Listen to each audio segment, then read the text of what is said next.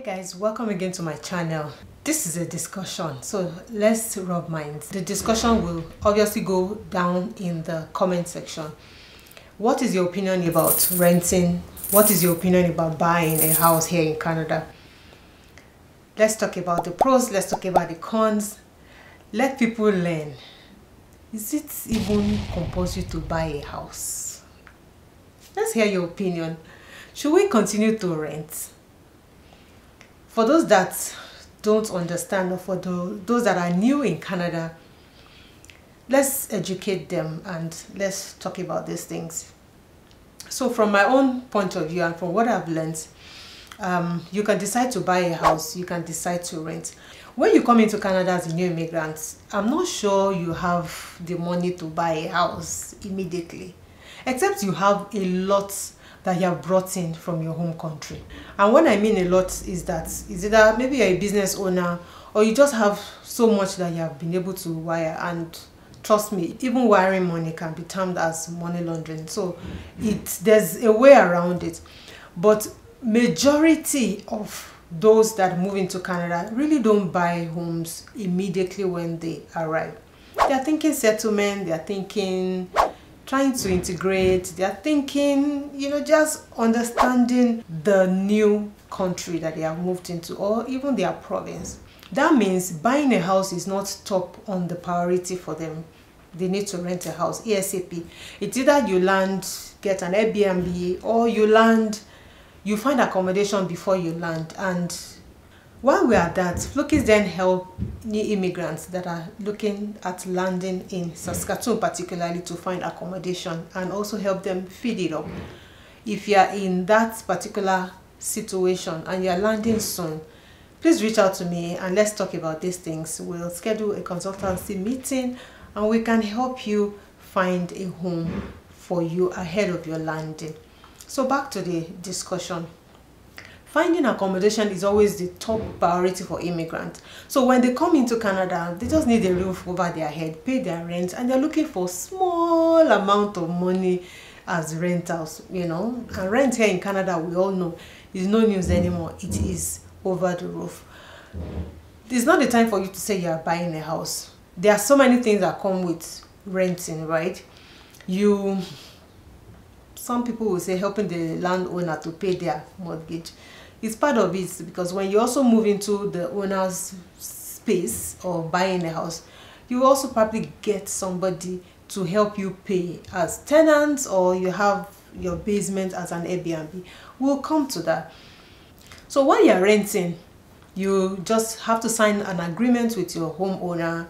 There are rules that you need to comply with, there are regulations, whether they want pets or they don't want pets, whether they are cleaning the yard, you are mowing the lawn, you are clearing the snow, you are reporting an incident, you are insuring the house, well, insurance of your property actually, because the owner would have insured the house, and so many other things that you as a renter must take note of.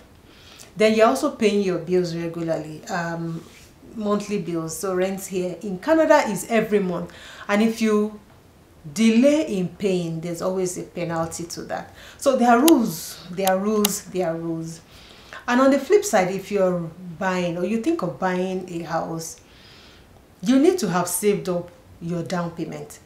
Buying a house here in Canada means that you would have worked in Canada for a minimum of 1 year, 6 months to 1 year actually if you're on a full-time job, and 2 years if you're on a part-time job, showing history of employment and income that is coming in and the ability to be able to pay. There's also this thing about putting a proportion to your total sum as expense, right? When you want to look at total income versus your expenses, which is equals to the money left for you to probably save. So you want to look at the calculation, which typically shouldn't be more than 33% for you, that you will have at the end of the day if you begin to spend more as expense and you don't have enough to save. I don't know how you want to be able to save up for a mortgage. Mortgage, really going into buying a home, I mean, you have to have minimum of 5%. And there's a way they calculate your eligibility for a particular amount. You know, when you go get an approval from the bank, they're telling you this is how much you can be approved for. And of course, they are looking at your income, and that's your capacity to pay. They're looking at how much you earn or your family income, you know, your husband and yourself. They're looking at your children. If you still have children young, that you have child benefit, they consider that too as part of your income, because eventually over the time they know that this amount is stable every month. They actually ask for your bank statement, and they want to see how much income comes in as a household for, you know, your spouse and yourself. Then they determine if you're eligible. They consider other things really, such as, are you owing on any particular major expenses, like maybe you leased a car or you have another mortgage running, or you know, something that draws expenses from your income. They want to see how much of expense goes out of this total income, and then they know how much you have left, which will determine really your capacity to be able to pay that monthly income. Sometimes if you are renting, it might be cheaper versus buying a home, and depending on the interest rate too, which plays out in the period in time when you buy this home, it can affect your mortgage grossly. And then you have ability to determine if you want to go on a flexible paying rate or a fixed paying rate, whereby that determines your interest rate. So flexible, which means as the interest rates go higher or lower, it varies your monthly mortgage fee. And on a fixed term, which you can have fixed between 2 to 5 years, you will be able to have a constant amount that you pay every month, which is kind of good for budgeting, right? Some people I know in the past didn't fix their mortgage, and because they didn't fix it, when the interest rate started skyrocketing, it was really alarming, and they couldn't plan. They didn't know what would come the next month. It was crazy. It was difficult for them to say, okay, let me fix, because they are also unsure if it comes down, then they are stuck with those high rates. So it's just a myriad of confusion that goes into mortgaging. But when you are renting, you're not bothered. You have a rate that you pay. It might mean another 2 years or so before your landowner wants to increase rent, maybe, or they might just leave it as status quo. So it depends. You don't bother about interest rates when you're renting, and that's kind of a relief for you as an immigrant if you come to Canada and you don't want those flexible rates that confuse you and your expenses every month. Also, for renting, you are signing a lease of 1 year. I don't know, sometimes some rent owners allow you sign 6 months, but that's very rare. You will be signing a 1 year lease, which is renewable. But on a mortgage, it is your own for 25 years or 30 years, as much of determined by the down payments that you put in. If you have more, which is advisable, if you have a 20% down payment, you're also skipping some fees that should have been paid to ensure your down payment. So you want to think about that to be able to muzzle up a lot more on down payment, but so many people still can't. 5% is okay, and as a newcomer or a new home buyer, you can also have government support in such a way that government gives you 5% and you pay 5%. Then you are a co-owner with the government until you actually pay outright, you know, the mortgage. Then it becomes yours. But all of these things are varying for buyers, right? When you're buying an accommodation, there's just so much in the game than when you're renting. And another good thing about buying a home is that you can rent out part of your home, or you can even make it an income generating stream for you as an Airbnb. So depending on the rate, depending on the province that you are, depending on, you know, the seasons of the year, the rates differ every month, and what you charge per day will also differ. If you make your basement, for instance, a rentable basement whereby it has a legal entrance, you can have people come in to maybe rent for a year, or you want to turn it into an income generating Airbnb stream, it's a good thing for you because you can actually use that amount to pay your mortgage monthly. If it's a good season, the cost that you generate per month could tentatively pay your mortgage per month. And that's why people actually rent out their basement, so that they'll be able to get income to be able to minimize that expense, and then they focus on the other bills that come from owning a property, like the property tax and some other things you're paying for: water, storm management, recycling. These things are alarming, guys. You're paying for recycling, you're paying for storm, you're paying for some funny things that they send to you as an homeowner. But when you're renting, it's not your business. You only pay your rent. It might have been included, and sometimes even water will be in your rent for some property, but you're not thinking about all other things, right? And those things also fluctuate, but your rental fee is constant every month, which is a good thing for you to also plan with if you're renting.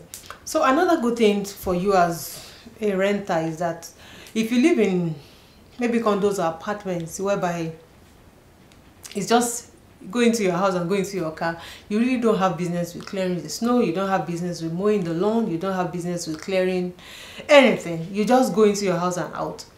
But if you have rented a house, for instance, then part of those responsibilities become yours, because you can't leave your walkway uncleared during the winter, because if somebody were to fall, you take responsibility. You're in trouble, guys. That is the thing. But when you become a homeowner, in fact, you're everything. You have to ensure that you're mowing, you're clearing, you're making the environment clean. And this means that you are responsible for how clean your environment is as a homeowner versus being a renter. And sometimes renting an accommodation too can be really tricky. Some people that rent homes are actually carefree people, even when they are meant to take care of a particular thing based on what the landlord has said. You are going to mow the lawn, for instance, or you are going to be clearing the leaves that shed during the spring. They are nonchalant. Some of them says the landlord should come and do it. I'm just paying for my rent. I'm not interested in doing all of this work. I won't do it. But of course, they will clear the snow on the walkway. But when you are a homeowner, who do you want to quarrel with?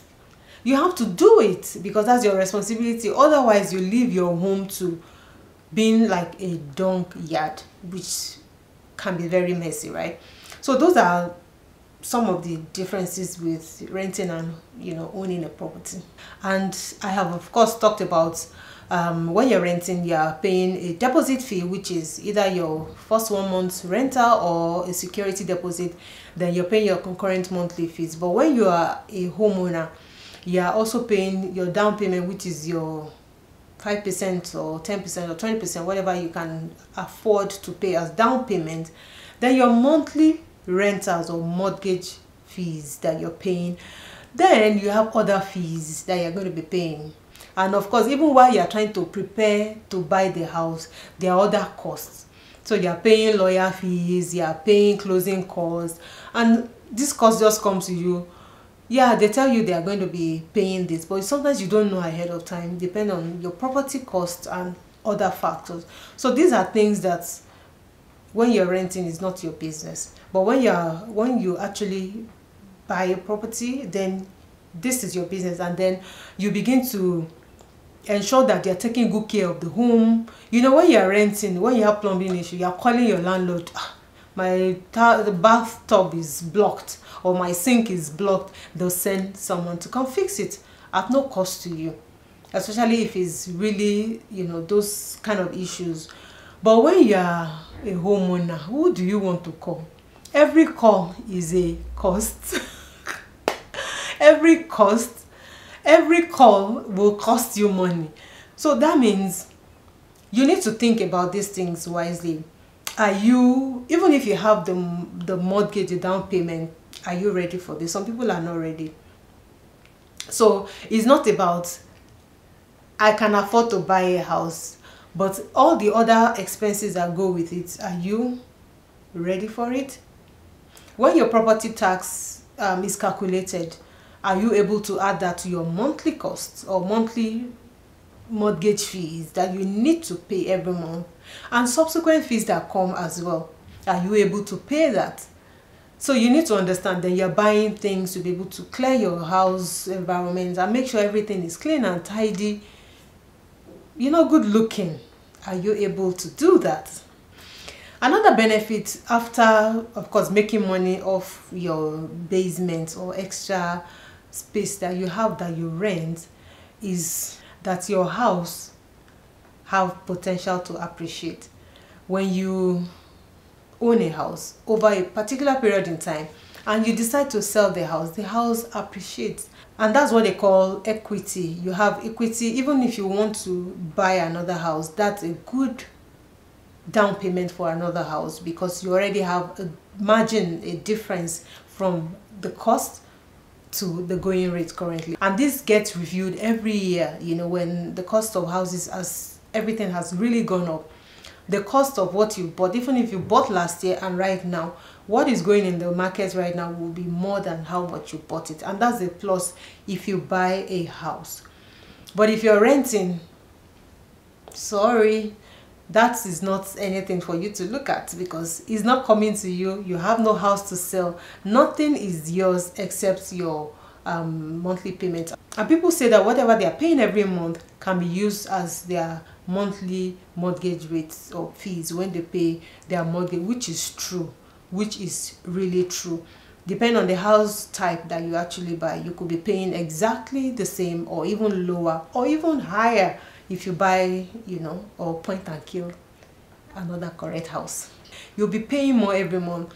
So you weigh all these options and decide for yourself whether it's a good time for you to buy or not. But the bottom line is, it's a good thing to buy, and you get indebted to the bank that have loaned you this money. But really, the house appreciates over time. You get more in the difference in cost when you buy. Eventually, when you want to sell, it's a good way for you to be able to build equity. So, rent or buy? I choose buy because it's a good way for me to build equity for my next home, which obviously will be a good source of income for my family. Thank you for watching. Let's talk about it in the comment section. What is your choice? What do you think about buying a home or continue to rent here in Canada? Catch you later. Bye guys.